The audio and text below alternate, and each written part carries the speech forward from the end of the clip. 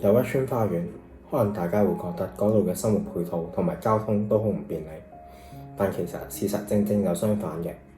喺又一村花園行過去地鐵站呢，亦只需要5至10分鐘嘅路程，而附近又有一城商場喎。咁我哋今日介紹嘅呢，就係又一村花園3期花圃街28號3房1套，實用面積805尺嘅低層 A 室單位。首先門口一入到嚟就可以見到客飯廳分明，而且空間亦都非常之闊落。咁業主呢度都做咗啲收納嘅空間啦，可以擺啲 display 啊，增加屋企嘅裝飾。而客廳嘅位置啦，放一張梳化甚至一張按摩椅，其實個空間亦都非常之充足。而呢一度就朝向東邊嘅，係望向九龍城一帶。再返嚟門口嘅位置，左手邊就係廚房啦。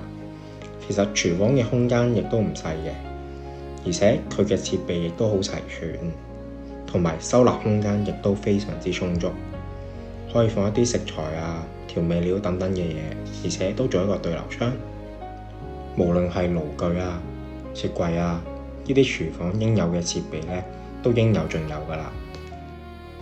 再睇返睡房嘅區域，一條長廊連接住3間房間，其中2間普通客房同1間套房。咁呢度左手邊呢，就係一間客房啦。客房嘅空間都尚算闊落，而且係正方形嘅設計，容易擺放家私。而去到第2間客房啦，同樣都係朝向東邊，而且亦都係方正嘅設計，容易擺放家私嘅。咁我哋再轉右啦。咁我哋呢一間就係洗手間，係一個企缸設計，無論係抽氣扇定係通風嘅窗口呢，啲設備都應有盡有。去到套房嘅位置，其實見到業主都擺放咗一啲衣櫃，去俾你攞嚟收納衣物嘅。咁呢個 corner 位啦，就可以放一張大床。而同樣窗口出面都係對去東面嘅。咁之後我哋再去套房嘅洗手間。洗手間嘅設備都應有盡有，有一啲收納空間同埋對流窗。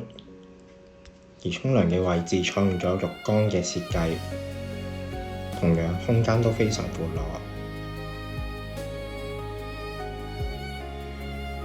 咁業主喺主人房放備咗大量嘅衣櫃，咁其實都唔會話覺得嗰度有非常之大嘅壓迫感，而且個空間呢都足夠放一張大床嘅。